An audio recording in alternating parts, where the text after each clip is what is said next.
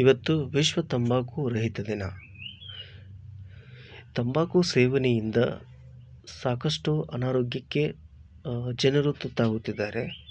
ಮುಖ್ಯವಾಗಿ ಶ್ವಾಸಕೋಶಕ್ಕೆ ಸಂಬಂಧಪಟ್ಟಂಥ ಕಾಯಿಲೆಗಳು, ಶ್ವಾಸಕೋಶ, ಕ್ಯಾನ್ಸರ್ ಮತ್ತು ಹೃದಯಾಘಾತ, ಪಾರ್ಶ್ವವಾಯು ಮುಂತಾದ ರಕ್ತನಾಳಕ್ಕೆ ಸಂಬಂಧಪಟ್ಟ ತೊಂದರೆಗಳಿಂದ ಸಾಕಷ್ಟು ಅನಾರೋಗ್ಯಕ್ಕೆ ತುತ್ತಾಗುತ್ತಿದ್ದಾರೆ.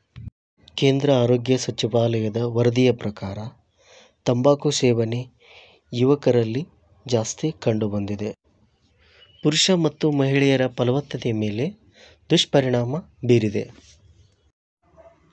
ಇದರಿಂದ ಅಕಾಲಿಕ ಶಿಶುಜನನ, ಜನ್ಮದೋಷ ಶಿಶುಗಳ ಜನನ, ಸಣ್ಣ ಭ್ರೂಣಗಳ ಹುಟ್ಟಿಗೆ ಕಾರಣವಾಗಿದೆ.